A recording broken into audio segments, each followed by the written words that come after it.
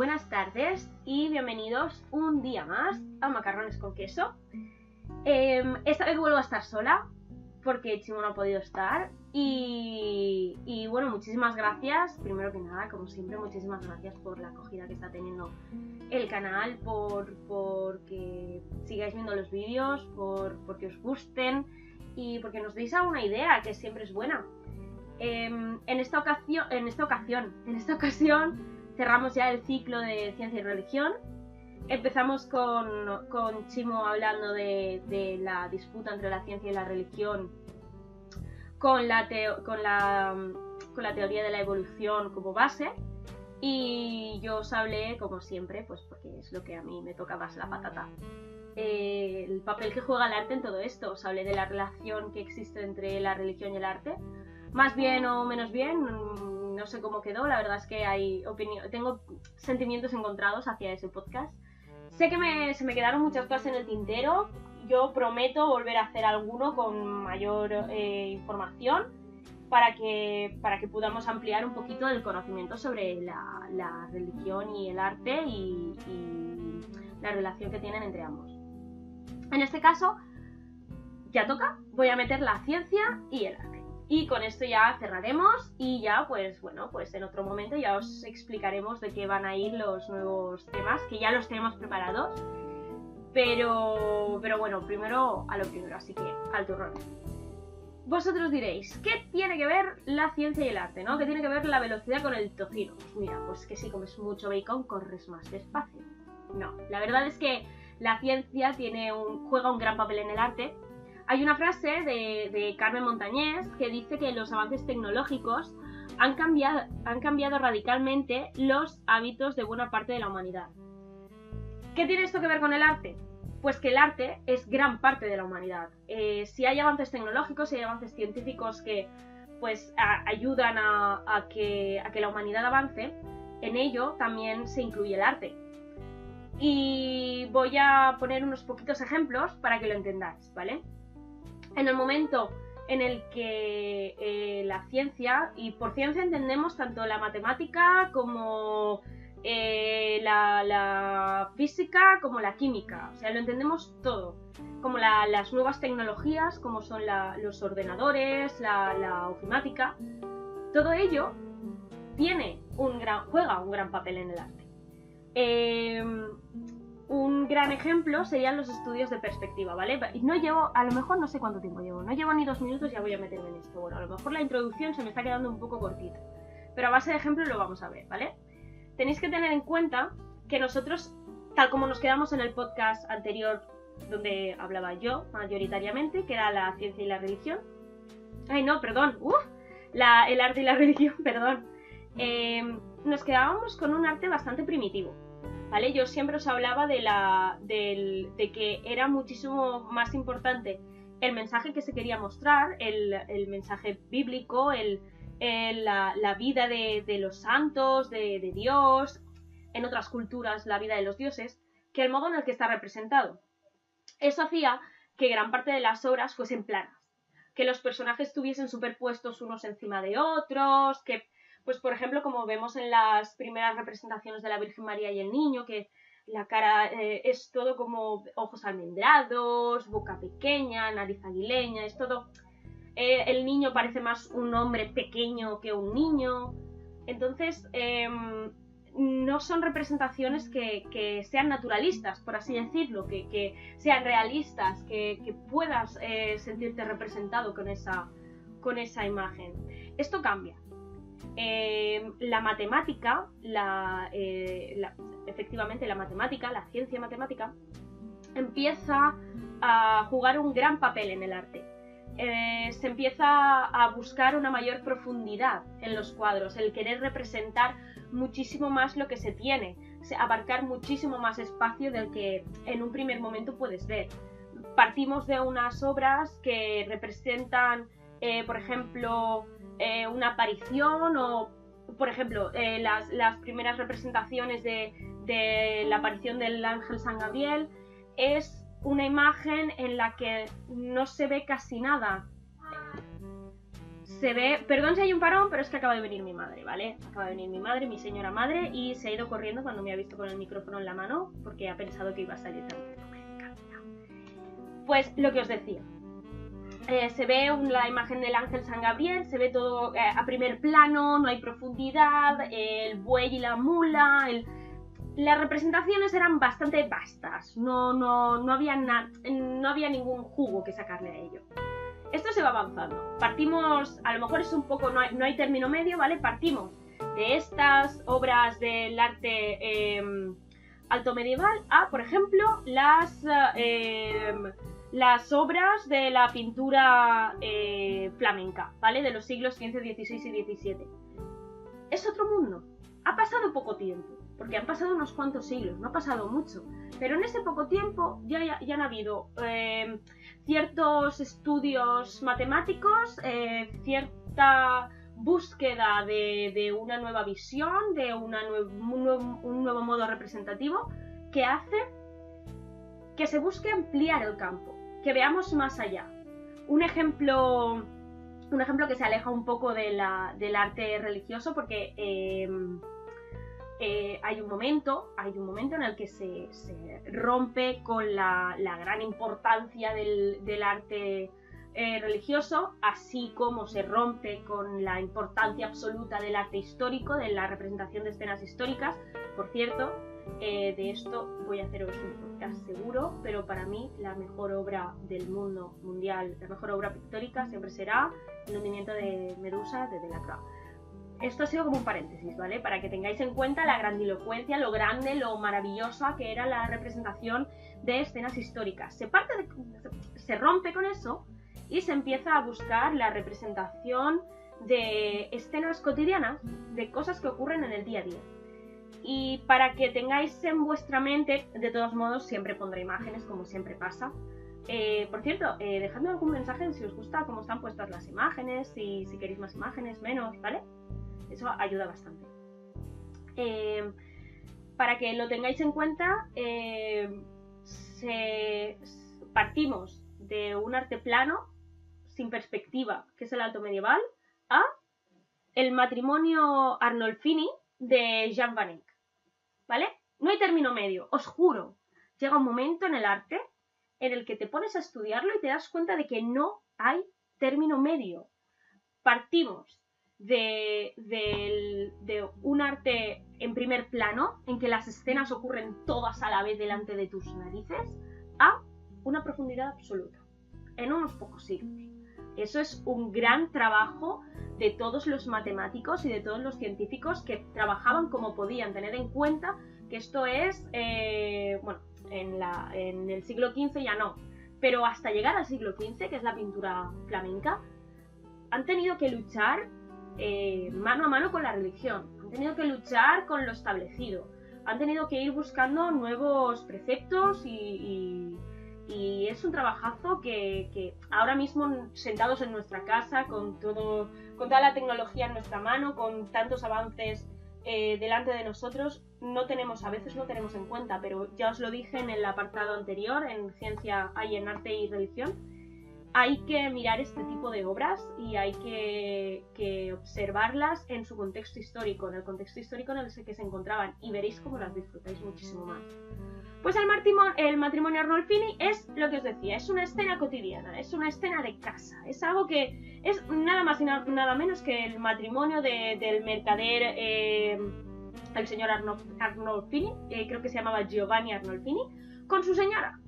Es eso, no hay más. Realmente no se representa nada más. Creo que se creó en el 8485, ¿vale? Más o menos, siglo XV, ¿vale? Finales del siglo XV.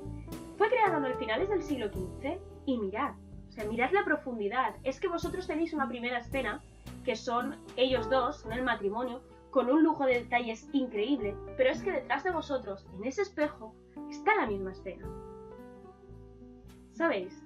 Es maravilloso. Y ahora me podéis decir, sí, las meninas de Velázquez. Bueno, Velázquez a mí me come un pie, ¿sabéis? Velázquez es mierda, lo veáis por donde lo veáis. Las meninas, poco más. Goya es bueno. Pero bueno, volviendo a esto. Perdón, es que a veces se me va un poquito la olla con estas cosas. Cuando hablo de arte siempre me pasa. Pues el matrimonio Arnolfini representa esto, un matrimonio entre estos dos señores. La escena es eso, no tiene más, no tiene batallas, no tiene apariciones, no tiene adiós, simplemente es un matrimonio. También es verdad que ha suscitado ciertas teorías, ¿vale? Erwin Panofsky, que si no está en alguna...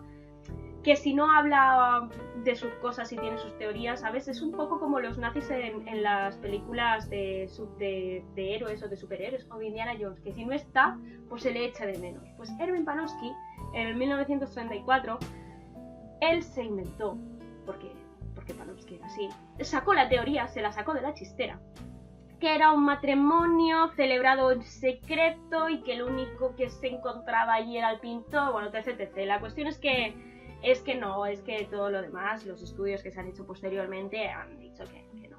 Pero es que lo que tenéis que centraros no es tanto en lo que os está contando, sino lo que hay más allá. Es que tenéis el espejo, es que tenéis la firma, es que tenéis una cantidad de detalles, el pelo de la mujer, el pelo del perro, es que es precioso, de veras. Y es que el arte flamenco, que es como el sumum de la perspectiva, ¿vale? De las nuevas visiones en el arte, tiene una minuciosidad, un deleite en la reproducción de objetos, el buscar que siempre los objetos estén representados en su máxima expresión, que no se deje nada fuera. También tienen una representación del naturalismo y una preocupación por la luz que hace que las obras sean muchísimo más vivas, que tú puedas introducirte en ellas. Es verdad que todo tiene su evolución, el arte tiene que evolucionar como tiene que evolucionar todo, pero el hecho de los nuevos estudios perspectivos, el hecho de los nuevos estudios de la luz, eso llevará a la fotografía, eso ya lo veremos luego, pero eso llevará a una mayor relación del espectador con la obra de arte. Yo os he hablado de la pintura flamenca, pero es que en la escultura tenemos muchísimos siglos antes una representación absoluta que es en el periodo clásico griego de la antigua Grecia, que es el apogeo de la escultura, ¿vale? Esto lo vemos porque a partir de las esculturas que se hicieron en ese momento, la evolución de la escultura y de la pintura no puede ser la misma en ningún punto, ¿vale? La escultura en la época griega ya llegó a su cenit, no se podía hacer nada más. Bueno, en la época griega, en la época romana, luego ya en el Renacimiento, es que no se podía hacer nada más, es que después del Laoconte o después de este tipo de representaciones de los dos guerreros, ¿qué haces? No puedes hacer nada. Y para mí, personalmente, la representación absoluta de los nuevos avances técnicos en el trazado y en el modo de crear representaciones escultóricas es la Victoria de Samotracia. La Victoria de Samotracia con los paños mojados, el hecho en el lugar en el que se encontraba, eso hace que ella misma sea un ejemplo que no puede morir, es un ejemplo vivo de la evolución del arte y de cómo las nuevas técnicas en la creación escultórica pueden hacer maravillas. O sea, sí que es verdad que no para todos la Victoria de Samotracia será el culmen de la belleza, pero de veras que, bueno, esta idea la tengo desde hace un tiempo, ¿vale? Charles Chaplin decía que un día sin risa es un día perdido. Para mí un día sin ver la Victoria de Samotracia es un día perdido, de veras. La Victoria de Samotracia y el hundimiento de Medusa, en eso se resume mi vida, chicos. A continuación, ¿vale? Por continuar, más que nada, porque ¿cuánto llevo? 15 minutos, madre mía, casi 15 minutos aquí, dándonos la brasa. A continuación tenemos el número áureo. El número áureo empezó como algo matemático, pero terminó siendo como una representación. Es que el número áureo tampoco sabría muy bien cómo explicaros qué es, ¿vale? Tenéis que entender que yo soy humanista al 100%, yo soy de letras, no he sido de números nunca en mi vida. Así que básicamente el número áureo Fue creado por un señor llamado Leonardo Pisano. Y pues básicamente representa la proporción. Así, sin más. Esos números que vienen a ser que si tú les sumas el número que tienes al anterior, tienes el siguiente, ¿vale? Por ejemplo, a 0 le sumas 1 y tienes 1. A 1 le sumas 1 y tienes 2. A 2 le sumas 1 y tienes 3. A 3 le sumas 2 y tienes 5. Es básicamente eso. Y que si esa suma la divides por el siguiente, tienes el anterior. Bueno, es un rollo muy raro, ¿vale? Ya os he dicho que, bueno, os dejaré por aquí una explicación más o menos, ¿vale? Para que lo tengáis en cuenta. Pero esto, puesto sobre un rectángulo, son la proporción áurea, que es la proporción de oro, la proporción perfecta, que muchísimos artistas han representado en sus cuadros. Y uno de ellos, digo yo, y además es la representación de oro, en la proporción de oro en la naturaleza. Lo encontrarás, por ejemplo, en las caracolas, en las caracolas, en qué más, creo que en las olas también, o algo así. Bueno, la proporción áurea revolucionó el arte. La proporción áurea hizo que se volviese a cuestionar el tema de cómo representábamos las cosas dentro de un plano. Es que no me acuerdo cómo se llamaba os pondré el cuadro aquí, ¿vale? La obra de arte, que son cuadros y más cuadros y más cuadros dentro de cuadros de colores. Esto es la proporción áurea, básicamente, ¿vale? Y nada, eso. La proporción áurea es eso, no hay más. Y ya os digo que la introducción de esta proporción de áurea, que no es nada más que números, dentro del arte, fue un shock. Fue como la introducción de una nueva teoría, ¿sabéis? Como cuando se descubre algo nuevo en la historia, cuando se descubre un hueso de monete más viejo que el dolor nuevo y de repente se remueve la teoría de la evolución, ¿vale? Como os estábamos explicando la última vez. Pues esto es lo mismo. Cada nueva teoría, cada nuevo modo de representar las cosas significa que va a revolucionar el arte. Y la proporción áurea es lo que hizo. Hasta entonces tenéis que tener en cuenta, por ejemplo, antes de la proporción áurea, bastante antes de la proporción áurea, no sé si os habrán explicado, no sé si lo sabréis, la proporción griega, que era a base de cabezas, de manos, ¿sabes? Así como que tenía que ser todo perfecto, milimetrado, para que fuese visualmente bonito. Por ejemplo, en el Partenón, las columnas tenían que estar separadas con cierta medida, pero para que visualmente fuesen bonitas y quedasen bien, a lo mejor se quitaba 1 centímetro, se ponía otro, pero claro, tú no lo sabes. Pero a ti visualmente te parece bonito, aunque matemáticamente, por así decirlo, no lo fuese. La proporción áurea cambió todo esto y se dijo esto tiene que ser así y así por mis santos punto, no hay más. Y ya os digo, os voy a poner en imágenes lo de la proporción áurea, el número áureo y el cuadro es que no me acuerdo el cuadro de quién era. Es que me viene Kandinsky a la mente, pero no es Kandinsky. Ay, por el amor de Dios. Ay, que me quitan el título. A una de estas que haga otro podcast así de cuñadismos como los que estoy haciendo ahora, me quitan el título, Me lo quitan.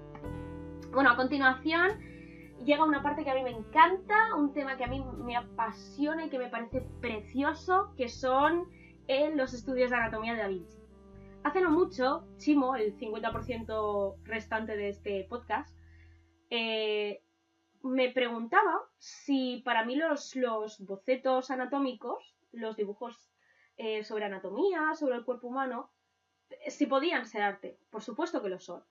Da Vinci, que nunca se presentaba a sí mismo como pintor ni como artista, se presentaba como estudioso, como músico, como inventor, como matemático, hizo unos bocetos preciosos sobre el cuerpo humano que llevaron a muchísimos otros artistas, a muchísimos médicos, por ejemplo, también, a conocer un poquito más el objeto con el que trabajaban.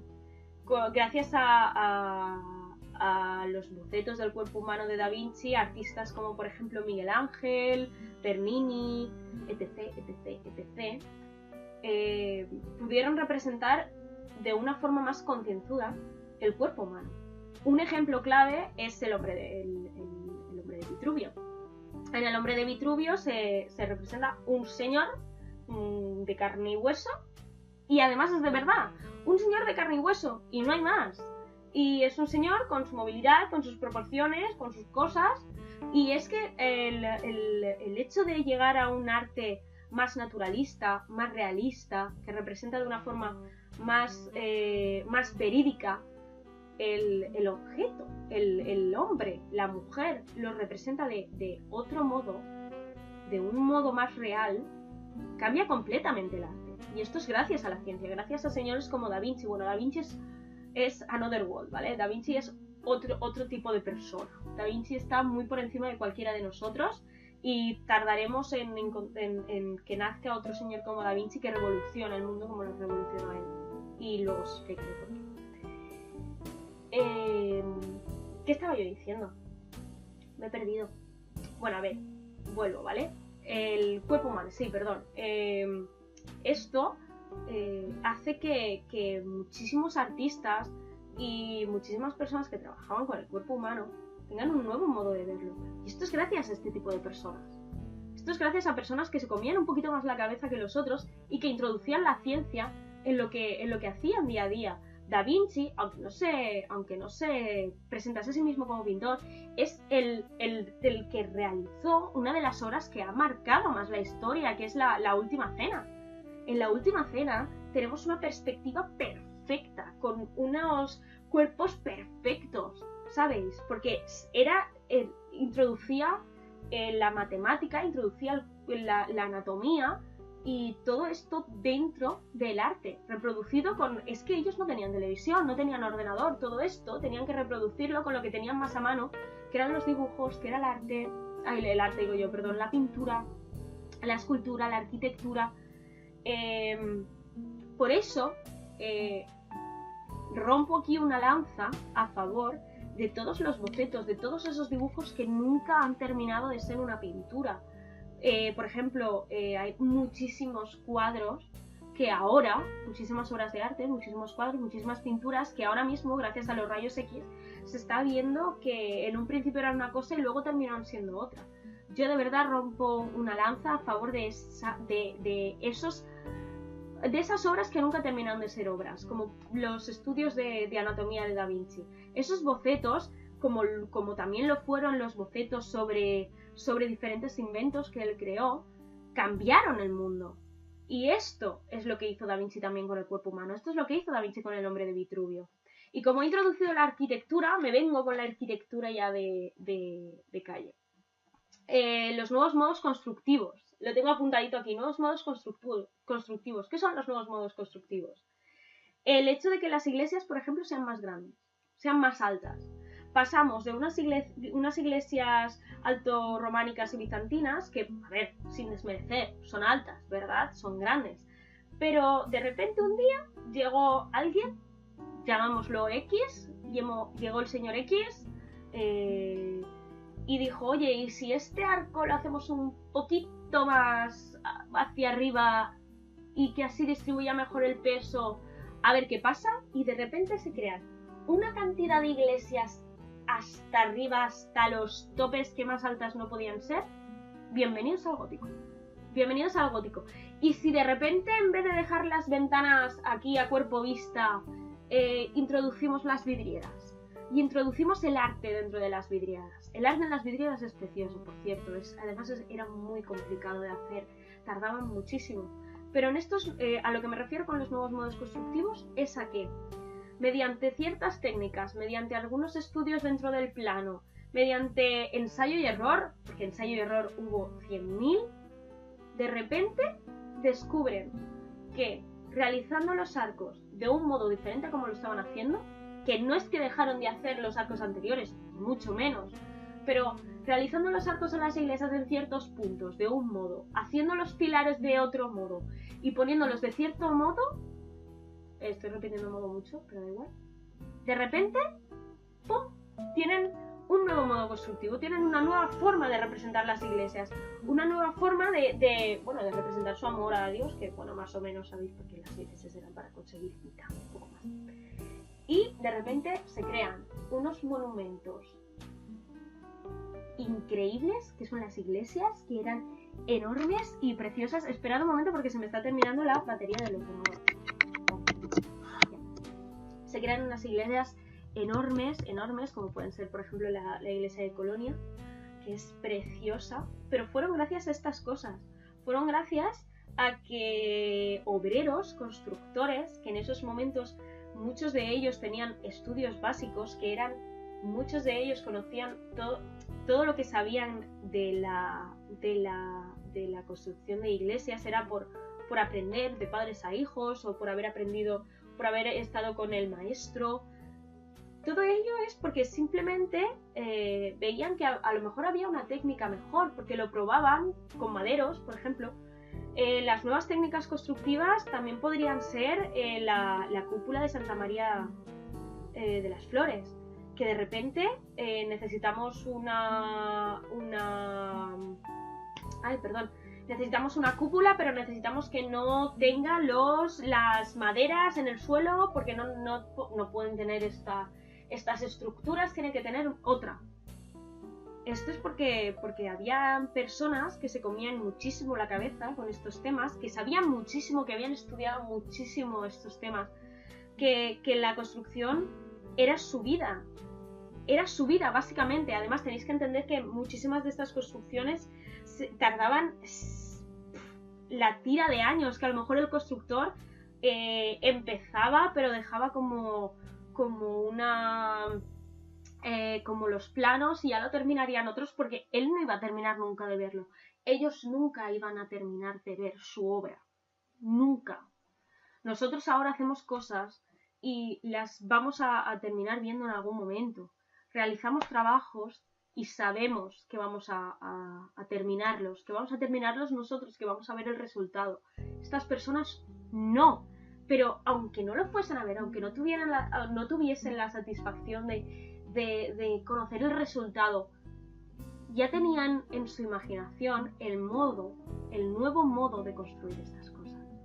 La cúpula de Santa María del Fiore fue una revolución constructiva increíble. El hecho de que no se necesitasen las estructuras de madera que llegaban hasta el suelo para poder sostener la cúpula, que la cúpula misma se sostuviese a sí misma, eso fue una revolución absoluta. Y lo mismo con las catedrales góticas, el hecho de que pudiesen realizarse catedrales mucho más altas, con mucho menos peso, que se pudiesen introducir nuevos elementos como son las columnas con decoración, las columnas más delgadas, con cierta decoración, con otro tipo de materiales, y sobre todo que se pudiesen introducir las vidrieras. Dios mío, eso fue algo que cambió completamente la historia del arte. Y otra cosa que cambió completamente la historia del arte, hilando el tema, fueron la creación de pigmentos químicos. Me explico. El hecho de que los pigmentos con los que se dibujaban dejasen de ser algo que tenía que hacer el artista porque conocía la técnica, porque los pigmentos eran de tierra y se les unía huevo o aceite, que estuviesen en una barra o en un cilindro, que viniesen en un estuche y que tú pudieses comprarlos, eso cambió completamente el modo en el que se entendía el arte. El arte ya no era algo de unos pocos, era algo de muchos. Es lo mismo que cuando se construyeron las cámaras fotográficas, por ejemplo, de Kodak, que hizo que todo el mundo pudiese ser fotógrafo. ¿Por qué no? Si tú sabes hacer bien una fotografía, ¿qué narices? Puedes ser fotógrafo. En este caso fue lo mismo. Esto hizo que muchísimos pintores, muchísimas personas que tenían la capacidad de ser pintores, pero no podían permitirse, por ejemplo, la realización de pigmentos o comprar los pigmentos porque eran muy caros, porque tenían elementos dentro que eran pues como el huevo o el aceite, que no todo el mundo tenía. El hecho de que estuviesen en un estuche y que pudieses ir a la tienda de la esquina y comprarlos, esto fue algo revolucionario. el estudio químico de esos pigmentos para que el secado fuese diferente, para que perdurasen más, para que pudieses rectificar en el momento, que no tuvieses que volver a empezar la pintura. Esto fue algo maravilloso. Esto hizo que muchos artistas ya de la época moderna, como por ejemplo Van Gogh o todos los que han venido después. Me ha venido Van Gogh porque me han venido el pigmento amarillo y me ha venido todo lo que se inventa la gente con el pigmento amarillo y que Van Gogh lo pintaba así porque estaba loco, y los cuervos, etc, etc. De esto también os hablaré porque hice un trabajo y me moló muchísimo. Por cierto, si queréis saber realmente lo que pintaba Van Gogh y por qué lo pintaba, leeros las cartas que le escribía a su hermano Theo. Canela en rama. Y eso, la revolución química, por así decirlo, de los pigmentos, hizo que un gran número de artistas naciesen y que unas nuevas mezclas y técnicas pictóricas, por ejemplo, en Italia había un grupo que se llamaba Il Macchiaielli, algo así, ¿vale? Que soy fatal como historiadora del arte, o sea, yo vengo aquí a hablaros de mi libro y me voy, pero bueno, Il Macchiaielli, ¿vale? Dejémoslo así. Unos señores italianos que ellos pintaban a base de trazos gordos como caquis palpitantes, como dice Broncano. Os lo juro, eran trazos que tú ves en la obra a primera vista y dices, ¿esto qué es? ¿Esto qué es? Esto no es nada. Pero no, tú te alejas y empiezas a percibir un edificio, empiezas a percibir una casa, una señora. Esto se hace gracias a este tipo de pigmentos, a este tipo de... esto crea unos nuevos modos de realización de pinturas que es maravilloso y estupendo. También es verdad que el hecho de que tuviesen ciertas propiedades químicas hizo que muchos de estos pintores, que aunque fuesen artistas, no estaban muy avispados, muriesen trágicamente porque les petaba el cuerpo. ¿Por qué, diréis? Pues porque nuestros amigos los pintores tenían la costumbre de chupar el pincel. ¿Qué digo yo? ¿Qué digo yo, señores? ¿Qué necesidad había de que os chupar el pincel? ¿Para qué? ¿Para qué? Eso tiene cosas químicas, no lo leéis que tiene cosas químicas. Y bueno, luego está el blanco de cal, que nunca dejó de utilizarse y nunca dejará de utilizarse. Ahí tenéis a Sorolla, que pintó todas sus obras con ese blanco de cal, ¿vale? Que eso se ha utilizado toda la vida, que es químico hasta decir basta, que es malísimo, malísimo para todo, pero él dijo, ¿a mí qué? El blanco de cal me hace las velas de los barcos bonitas, y ya está. Y por último, y para finalizar, porque esto me está quedando ya de 32 minutos, que no he callado, madre mía. Pues, por último, y lo voy a hacer...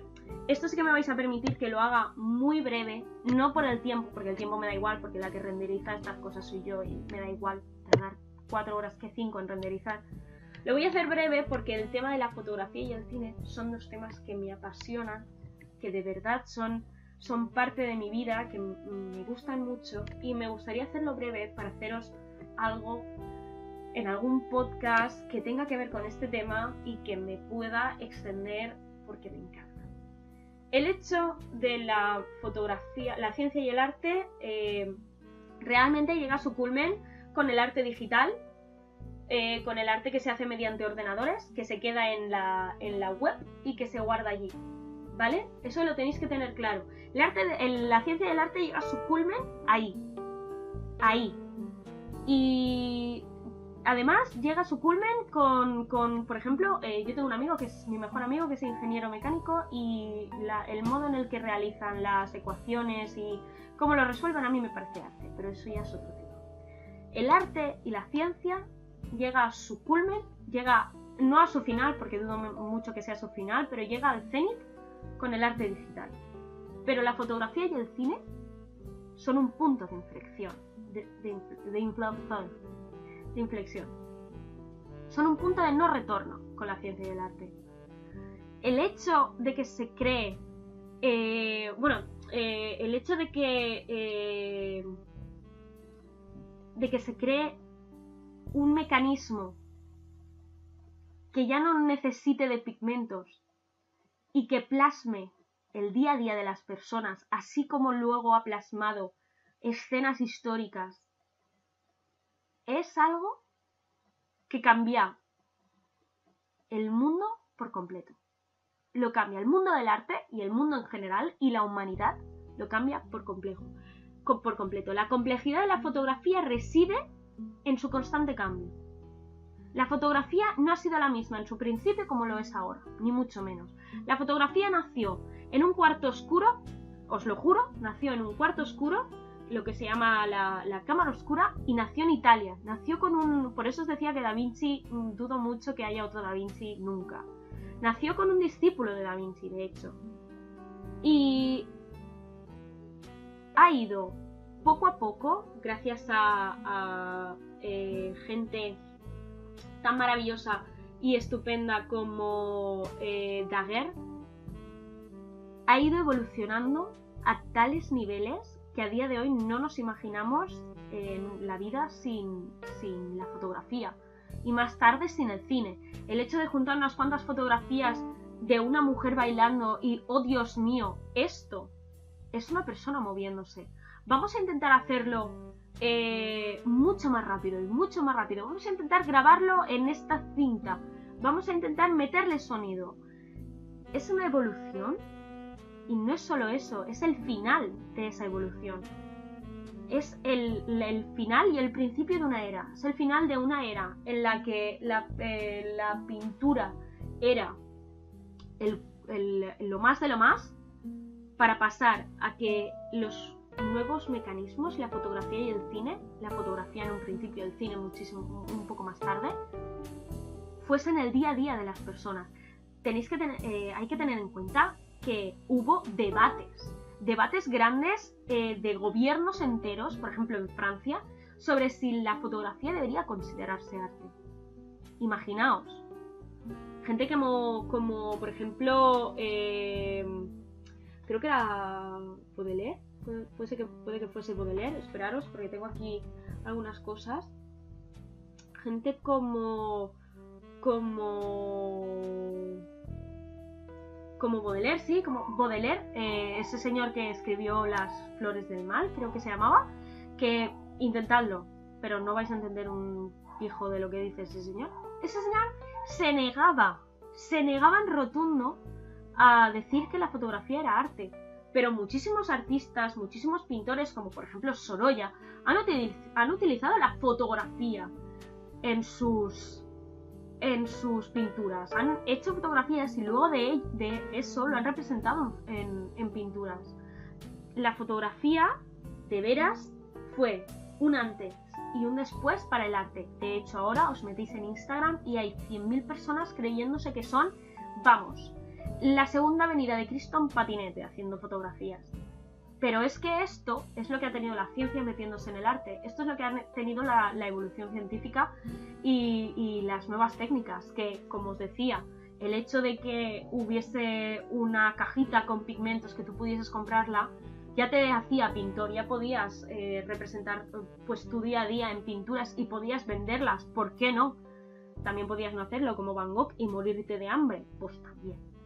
Pero en la fotografía pasó lo mismo, el hecho de que se creasen, de que tenéis que entender que Daguerre lo que eran piezas metálicas que tenían la representación y además tenían un tiempo de exposición muy largo, por eso los veis a todos tan serios, eran muy costosas, eran muy caras, eran muy dañinas para la persona porque tenían mucho producto químico, pero de ahí a las cámaras que luego Kodak puso en funcionamiento, puso en venta, que hacía que todo el mundo pudiese tener una cámara en casa. Hay un mundo. El arte, de verdad, es lo que es gracias a la ciencia. Y si ya os dije que el arte sin la religión no sería nada, porque gracias a la religión tenemos arte, por supuesto, gracias a la ciencia, el arte ha ido evolucionando y es lo que tenemos ahora mismo. Y con esto os dejo. Espero que os haya gustado, espero no haberos aburrido mucho. Y nos vemos ya cerrando esto ya por fin. Nos vemos próximamente con nueva temática. No os voy a decir qué es porque aunque me gusta muchísimo hacer spoilers, no os lo voy a hacer porque esto me toca un poco la patata y este tema además os va a gustar muchísimo. Así que muchísimas gracias y nos vemos muy pronto. Adeu.